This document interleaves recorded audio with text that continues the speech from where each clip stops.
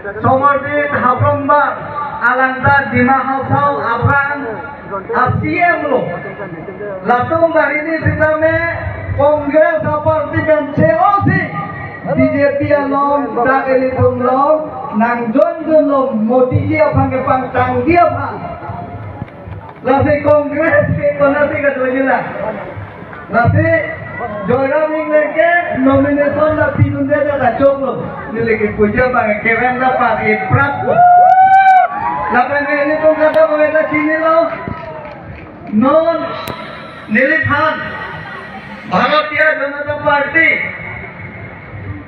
Karbyanglo Dimahasau Labanso ST Konsensi Labanso a candidate Laban itu kado kaweta sini lo ladak 8,90,000 award to ini tu la jila ke Thompang Lumpet pen la sila jila ke Thompang Lumpet pen ini tu non Narendra Modi fan ke pangtang ponji Narendra Modi fan jakong ke pi ponji Kepandang Ponji Labang Solong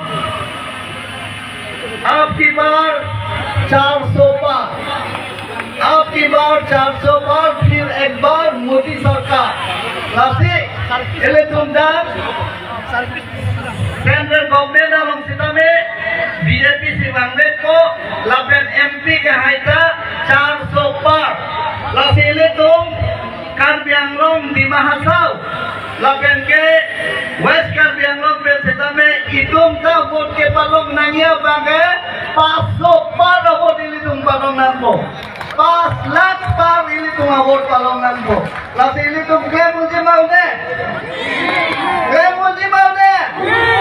पे चिंता vote committee district committee मंडल committee का तब का वे दोआन सिला मोर्चा आन सिला में election से पटुक में आपकी बार 400 पार वोट इलेक्शन से हुए आपकी बार 5 लाख पार वोट इलेक्शन लोगों को लापेन इलेक्शन Karbyanglo lapen Dimahasau जैसे में पेट akisunga ke boy topik lapen iletung Kari-9 bagai 244A implementation of 244A la 244A bagai CM sar tulira program ada kompen tim Karbyanglo ada kompen nilik 244A bagai lanikan phombo ke pachunde je bhag nilikai ke mata parliament log ningje dumberpo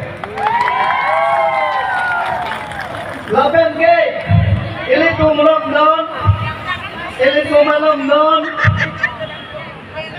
ahomosa topik songjo ka tusema loje tok lo aja lo ladang bangke 125 constitutional amendment bill labangke ili tum home affairs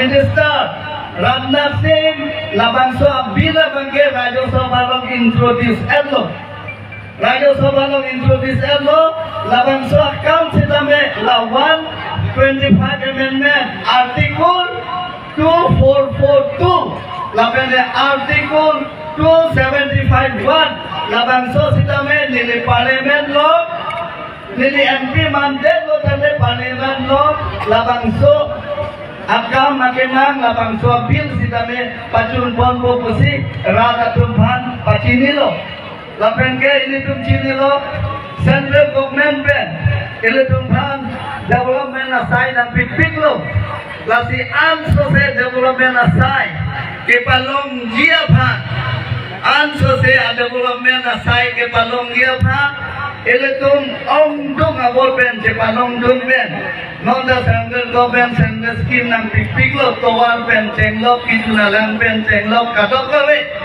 lasi Narendra Modi phat ile tum japong bantangan ko lapen India mongke ile tum highest percentage ile tum sepalong nangko highest percentage sepalong nangko lasi bhai bondhu hokol amar Karbyanglo bibhinno samasya ase আটাইতকৈ ডাঙৰ সমস্যা হৈছে আমাৰ implementation of 244A আৰু আমাৰ 125 amendment বিল। সেই amendment বিল মই MP হোৱাৰ লগে লগে মই পাৰ্লিয়ামেণ্টত সদায় দাঙি ধৰিম আৰু এই চলুচন বাবে মই কাম কৰি যাম। আৰু আমি যথেষ্ট চেণ্ট্ৰেল স্কিম আমি পাইছোঁ আৰু বেছি পাব বাবে আমি কাৰ্বি আংলং ডিমা হাছাও ফালৰ পৰা নৰেন্দ্ৰ মোদীক আমি শক্তিশালী কৰিব লাগিব আৰু ইণ্ডিয়াৰ ভিতৰতে হাইয়েষ্ট পাৰ্চেণ্টেজ আমি লৈ আনিব লাগিব। এইখিনি কৈ মোৰ চমু বক্তব্য সামৰণি মাৰিলো। কাৰ্ডম নমস্কাৰ, জুঠাই খুলুমদাই। আজি ভাৰতবৰ্ষৰ ডেভেলপমেণ্ট হৈছে নাই?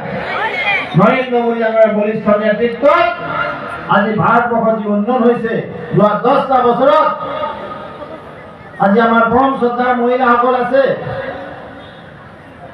যুৱক যুৱতীসকল আছে, সন্মানৰ কৃষক বন্ধু আছে আৰু গৰীব কল্যাণ এই যোজনা লৈ যদি কোনোবাই কাম কৰিছে দেশৰ সন্মানীয় প্ৰধানমন্ত্ৰী নৰেন্দ্ৰ মোদী ডাঙৰীয়াই আজি 45 কোটি মহিলা একাউণ্ট খুলি দিছে জন ধন যোজনা। ঠিক তেনেদৰে 12 ডলাৰ হাৰ বিক্ৰী কৰিব লগা হয়, সোণৰ চেইনডাল বিক্ৰী কৰি বন্ধকী মাটি বন্ধকী দিব লগা হয়, লাইফ ষ্টক বিক্ৰী কৰিব লগা হয়, যি পশুধন তেওঁলোকে পোহে বিক্ৰী কৰিব লগা হৈছিলে। সেই ঘেঁহু বস্তুৰ পৰা কোনোবাই যদি উদ্ধাৰ কৰিছে নৰেন্দ্ৰ মোদী ডাঙৰীয়াই কৰিছে। ঠিক তেনে আজি অসমতো মাননীয় মুখ্যমন্ত্ৰী মহোদয়ে কৈছে যে আয়ুষ্মান অসম আমি প্ৰৱৰ্তন কৰিম। ভাল হৈছে ৰাইজক, অকল আয়ুষ্মান ভাৰতে নহয়, আয়ুষ্মান অসম। আজি চাওক স্বাস্থ্যৰ ক্ষেত্ৰত এক পৰিৱৰ্তন। কৃষি ক্ষেত্ৰত প্ৰধানমন্ত্ৰী কৃষক সন্মান নিধি কৃষকসকলক ডিবিটি যোগে 2000 টকা বেংকৰ খাতাত ডাইৰেক্ট সোমাই দিবলৈ সক্ষম হৈছে নৰেন্দ্ৰ মোদী ডাঙৰীয়াই। স্বাধীন ভাৰতত যদি কৃষকে সন্মান পাইছে নৰেন্দ্ৰ মোদী ডাঙৰীয়াৰ বলিষ্ঠ নেতৃত্বতে। আজি আমাক কোভিড ভেকচিন ফ্ৰী কৰি দিছে নৰেন্দ্ৰ মোদী ডাঙৰীয়াই। কোভিড ভেকচিন দিয়াই নহয়, আমাক সেই কোভিডৰ সময়ত বিনামূলীয়া চাউল দিছে। এয়া হৈছে গৰীব কল্যাণ। আজি মহিলা যুৱক যুৱতীয়ে চাকৰি পাব পাৰে। মাননীয় মুখ্যমন্ত্ৰী মহোদয়ে কৈছে যে 1 লাখ যুৱক যুৱতীক আমি হিচাপ কৰি চাকৰি দিম। 97,000 চাকৰি দিছে। ঠিক এনেদৰে আৰু 32,000 যুৱক যুৱতীক চাকৰি দিব লোকসভা নিৰ্বাচনৰ পিছত। 2014 চনত নৰেন্দ্ৰ মোদী ডাঙৰীয়াই অসমত আহি ভোট বিচাৰিছিলে, কৈছিলে যে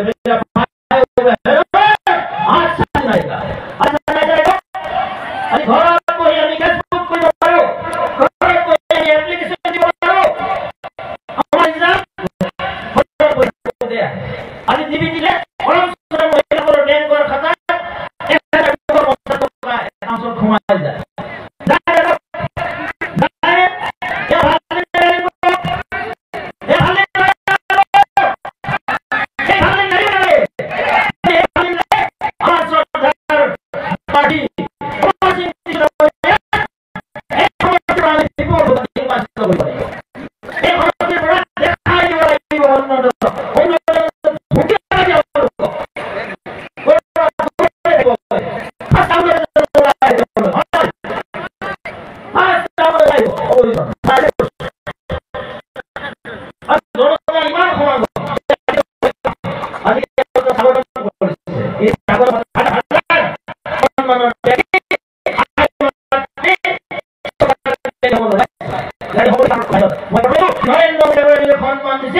যুৱক যুৱতীক দিছে, নৰেন্দ্ৰ মোদী ডাঙৰীয়াই সন্মান দিছে, মাতৃ সমাজক দিছে, কৃষকক দিছে, গৰীব কল্যাণৰ কাম কৰিছে। আজি অসমত ডক্টৰ হিমন্ত বিশ্ব শৰ্মা ডাঙৰীয়াৰ বলিষ্ঠ নেতৃত্বত আজি জিলাই জিলাই মেডিকেল কলেজ, জিলাই জিলাই ইঞ্জিনিয়াৰিং কলেজ। মই দেখিছিলো সমগ্ৰ অসমত ভঙা ভঙা কাঠৰ দলং আছিলে, উডেন ব্ৰিজ আছিলে। এই ব্ৰিজবিলাক RCC ব্ৰিজলৈ ৰূপান্তৰ কৰিলে ডক্টৰ হিমন্ত বিশ্ব শৰ্মা ডাঙৰীয়াই। আজি গোটেই ৰাস্তা পকীকৰণৰ কাম তেখেতে হাতত লৈছে। য'তে যাই কৈ দিয়ে যে কিমান ৰাস্তা লাগিব আপোনালোকে মোক হিচাপ দিয়ক, মই কৰি দিম। আজি অকল কাৰ্বি পাহাৰে নহয়, সমগ্ৰ অসমত উন্নয়ন কৰিবলৈ সক্ষম হৈছে তেখেতৰ বলিষ্ঠ নেতৃত্বত। তেখেতে 24 ঘণ্টাই এই ৰাজ্যখনৰ কথা চিন্তা কৰে। আমি ধন্যবাদ দিছোঁ তেখেতক ইয়াৰ পৰা। তেখেত নিজে আহিব, আহি এবাৰ আপোনালোকক পুনৰবাৰ ক'ব যে শ্ৰদ্ধা ৰাইজ, আমাৰ ডিফু সমষ্টিৰ প্ৰাৰ্থী অমৰ সিং দিছুক আপোনালোকে ভোট দিব লাগে। তেহেঁতে ভোট দিয়াৰ কথা নকয় এইবাৰ, কাৰণ আপোনালোক প্ৰস্তুত হৈছে আছে নাই আছে নাই যে আমি মাননীয় মুখ্যমন্ত্ৰী মহোদয়ৰ লগত আছো, আমি নৰেন্দ্ৰ মোদী ডাঙৰীয়াৰ লগত আছো, আমি কাৰ লগত আছো? কুৰিৰাম ৰাম ডাঙৰীয়াৰ লগত আছো, ভাৰতীয় জনতা পাৰ্টীৰ লগত আছো। এয়া আছে ভাৰতীয় জনতা পাৰ্টি। এই ভাৰতীয় জনতা পাৰ্টি সেৱাই সংগঠন বুলি কয়। আমি সেৱা কৰি যাম, আমাৰ সংগঠন বৃদ্ধি হ'ব। আৰু সেই সেৱাৰ নিমিত্তে আজি জনতা উলিয়াইছে। 2047 চনলৈকে ভাৰতবৰ্ষ বিশ্বৰ এক প্ৰবল শক্তিশালী নহয় 1 নম্বৰ স্থানলৈকে যাব। এই লক্ষ্য কৰিছে ভাৰতীয় জনতা পাৰ্টি। আজি ভাৰতবৰ্ষত বিশ্বগুৰু সংস্থাপন প্ৰতিষ্ঠা কৰিব।